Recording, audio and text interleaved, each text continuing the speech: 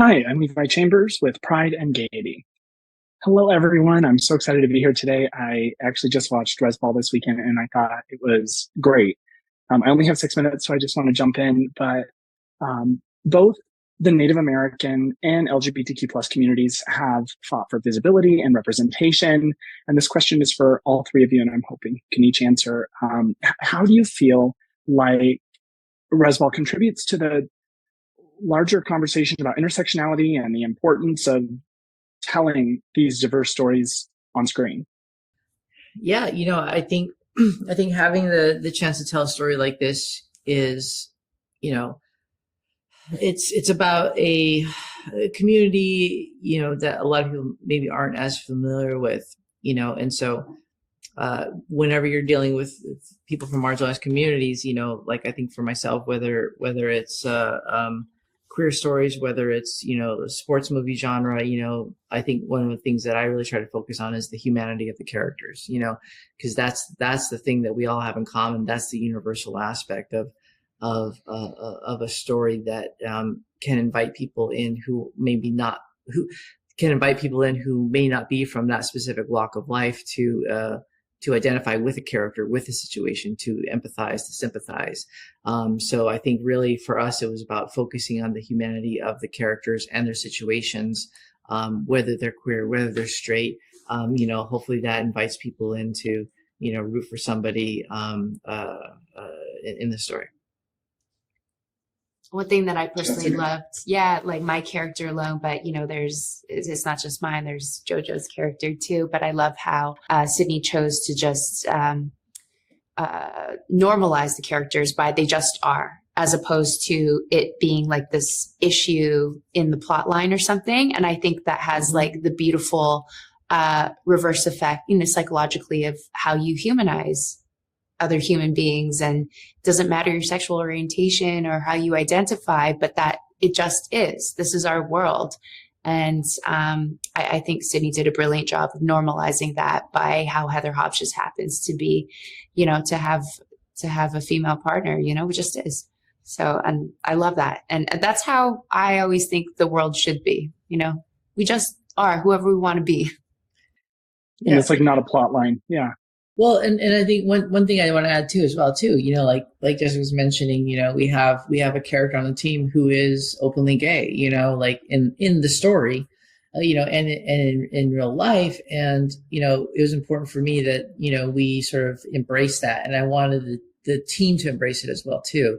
And so we were able to portray that, I feel like, in a very sort of positive, healthy manner. And it wasn't, in the film, a character being gay in the locker room wasn't an issue, and it wasn't in real life either, so those are little things where it's like, you can shine a light on something by not shining a light on it and by normalizing it. Did you have anything to add? I think they both said it perfectly. So you summarized everything. Yeah.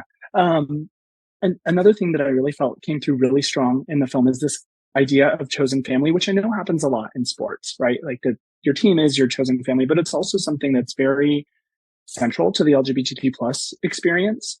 Maybe just I'll start with you. How do you feel that the film reflects that theme in particular? And do you feel like it's represented in the way that the team kind of comes together through all of the trials and tribulations? I don't want to say any spoilers. I think while snowballing off of what Sydney was saying about the other queer character that we have openly on the team, I think that's a great representation of, it doesn't matter where you come from, you're accepted, that's your family, and that is a safe haven for you, and I think basketball in general, within a lot of Indigenous communities, that safe is sacred in its own right.